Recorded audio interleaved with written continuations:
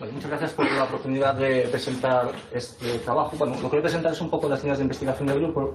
Este título tan exótico lo saqué de una publicación reciente porque alguien en el cercadero dijo, pues puedes dar una charla sobre esto, pero bueno, voy a ir un poquito más a lo general, tratando de explicar lo que hacemos en el grupo de investigación, que lo formamos, básicamente lo lideramos la profesora Rebeca García Zoniño, que está en el FICUS, y yo mismo. Ella es química, yo soy físico, entonces tenemos un poquito de mix, aplicamos física a moléculas. Estamos financiados por diferentes proyectos europeos, nacionales, regionales, algunas empresas, y aquí tenemos pues, los componentes de nuestro grupo de investigación. Lo que nosotros hacemos y cómo lo hacemos es principalmente caracterización de interacciones moleculares relacionadas con procesos biológicos y con métodos terapéuticos, enfermedades. Ese es el objetivo. El objetivo es generar nuevas moléculas, diseñar nuevas moléculas que sean capaces de resolver problemas. El cómo lo hacemos es, básicamente, desarrollamos metodología nueva basada en cálculos computacionales, la validamos contra resultados experimentales de manera lo más fina y precisa posible, y luego optimizamos para utilizar el menor número posible de recursos de cómputo que podamos para ir más rápido, etcétera, etcétera. Una vez que tenemos métodos desarrollados, validados, contrastados contra experimentos y automatizados y optimizados, lo que hacemos es producción masiva. Y ahí la capacidad de producción es proporcional a los recursos computacionales, tanto en capacidad de cómputo como de almacenamiento, que también es importante. Entonces, generamos métodos, validamos métodos, los optimizamos, generamos información, y esa información que está bien validada con protocolos comparados con experimentos, luego la hacemos explotar con algoritmos de machine learning. Ese es un poco el workflow. Para el que no sepa lo que es una simulación de dinámica molecular, que es un poco la metodología en la que nos basamos, pues es interacción entre moléculas, átomo a átomo, incluyendo el disolvente, cosolventes, cosolutos, concentración de iones, exactamente igual. Replicamos lo que sucedería en un experimento con un potencial de interacción generalmente clásico, pero suficientemente preciso como para ser capaz de replicar información experimental. Entonces, una vez que hacemos un muestreo, vemos cómo interactúan las moléculas, que básicamente es como un microscopio, pero con escala de nanómetros, incluso de angstroms. Pues mapeamos, calculamos potenciales de energía y de ahí sacamos propiedades tanto termodinámicas como cinéticas, como dinámicas, como estructurales. Entonces, bueno, utilizamos pues, un montón de ecuaciones que evalúan lo que sale de todas esas simulaciones, ecuaciones tanto a nivel fundamental, a partir de funciones de partición, termodinámica estadística, etcétera, etcétera, que obviamente no vamos a explicar aquí, como luego pues, algoritmos de machine learning, etcétera, etcétera, para hacer crecer la información, analizarla y poder hacer diseño de nuevas moléculas.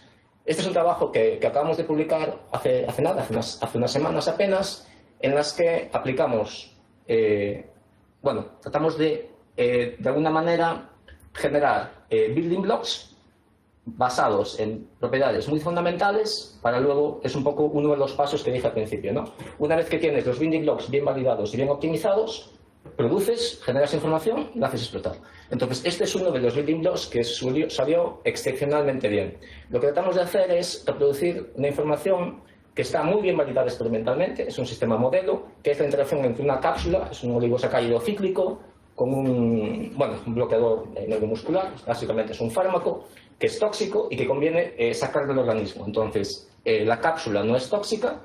Cuando tienes el bloqueador neuromuscular, que es un anestésico, hay que retirarlo, entonces inyectas el oligosacárido cíclico, lo que hace es secuestrarlo con una constante de afinidad muy alta y se inhibe el efecto anestésico. Entonces, así es como funciona. Este sistema tuvo mucho éxito y está muy bien caracterizado. Entonces, lo que hicimos en este trabajo fue aplicar toda esta metodología para tratar de comparar los valores a nivel cuantitativo, estructural de lo que nosotros obtenemos con lo que está publicado a partir de una variedad bastante grande de métodos experimentales. Y lo clavamos. O sea, lo clavamos significa que la constante de afinidad, que es la constante termodinámica, que sale de funciones de partición, sale de una corrección del estado estándar para poder hacer la comparación, etcétera, etcétera, pues básicamente obtenemos el mismo número con una incertidumbre muy parecida. Lo que pasa es que no solo tenemos una constante de afinidad termodinámica, que es un número muy importante, porque es lo que define qué tanto se quieren dos moléculas y, por tanto, la capacidad que tiene para secuestrarla del organismo, sino también reproducimos información estructural con un nivel de precisión muy elevado sacamos una película, o sea, no solo fotos, sino también una película, y aparte conseguimos no solo este número, sino todo el potencial de interacción en función de las variables con las que generamos la información que estamos simulando, ¿no? Y todo eso a nivel con resolución atómica. Entonces, esta es una de las maneras en las que trabajamos. Generamos building blocks, o sea, generamos metodología, la validamos, la optimizamos, la adaptamos al hardware que aquí disponemos con la ayuda del personal de CESA, que es tremendamente útil, y luego una vez que tenemos eso, pues generamos información de manera masiva. Y aquí tenemos varios trabajos, ¿no? Esta es una publicación que también salió el año pasado, que conseguimos publicar en Nature Communications con una colaboración internacional que está liderada desde Finlandia. Nosotros contribuimos, no somos los líderes, pero contribuimos significativamente a este trabajo.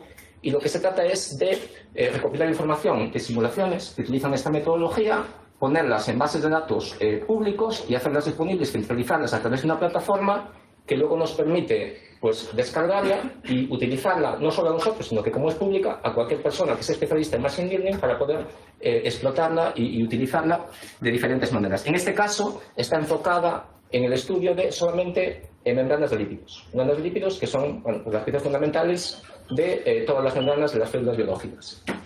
Y en esta línea tenemos otros, o sea, es básicamente trasladar este workflow a diferentes sistemas.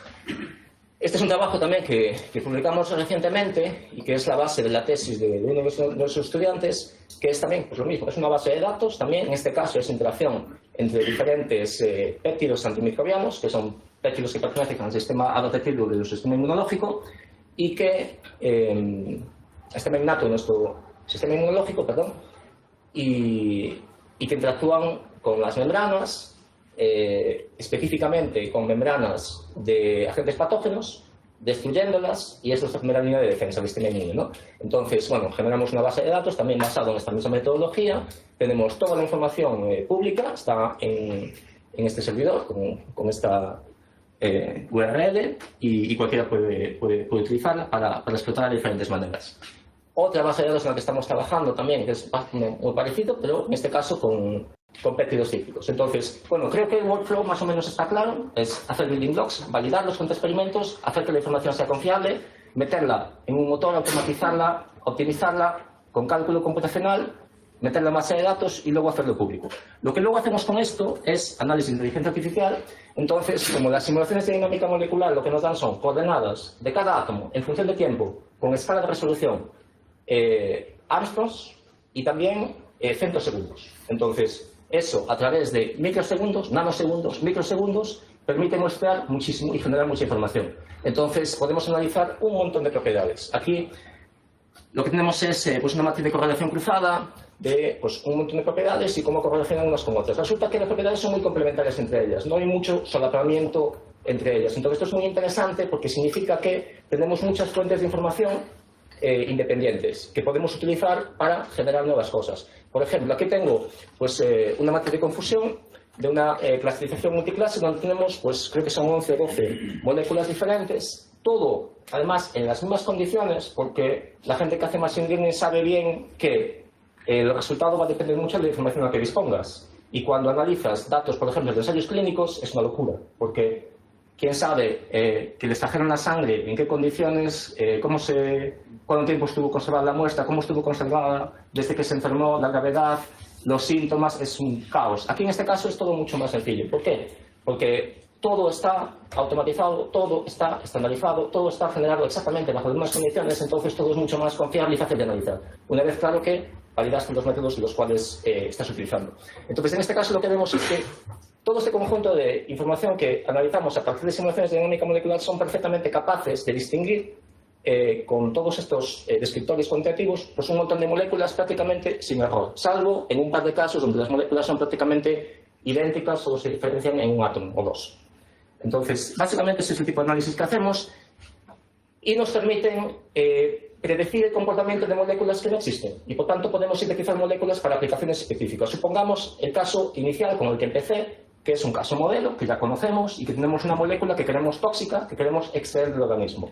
Bueno, supongamos ahora que tenemos la molécula tóxica, pero no sabemos cuál es la cápsula que nos encapsula esa molécula. Entonces lo que podemos hacer es generamos moléculas a lo bestia, porque hacer síntesis en el laboratorio es mucho más difícil que hacer síntesis digital, donde solo hay que darle coordenadas a los átomos y establecer el potencial de liberación. Entonces, aquí lo que nosotros hicimos fue hacer simulaciones de unos cuantos miles de moléculas, decenas de miles de moléculas. Hicimos un entrenamiento de una red neuronal que nos permite pasar de esas miles o decenas de miles a millones de moléculas, y una vez que tenemos millones de moléculas, imaginaos que es pues, una proteína, tenemos secuencias, hacemos mutaciones, entonces podemos predecir cuál es el efecto de cualquier péptido generado a partir de esas mutaciones y generamos pues, distribuciones, por ejemplo, de afinidad de cada uno de esos péptidos con la molécula objetivo. O sea, en este caso son cápsulas con la molécula objetivo. Entonces, lo que tenemos es todas las distribuciones, cuál sería la probabilidad con la que podemos hacer la cápsula, la secuencia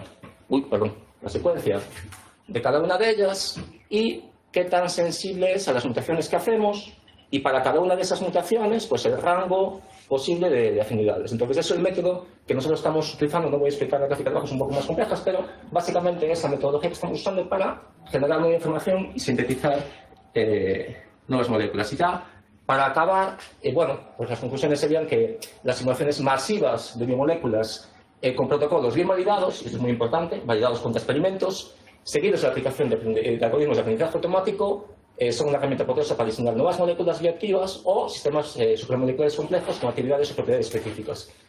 Y bueno, lo de siempre, ¿no? Lo que necesitamos aquí, lo que vimos es nuestro alimento, tiempo de combo, espacio de almacenamiento y optimizar protocolos, que es lo que nos permite ir más rápido y gastar menos recursos. Y eso es todo. Muchas gracias.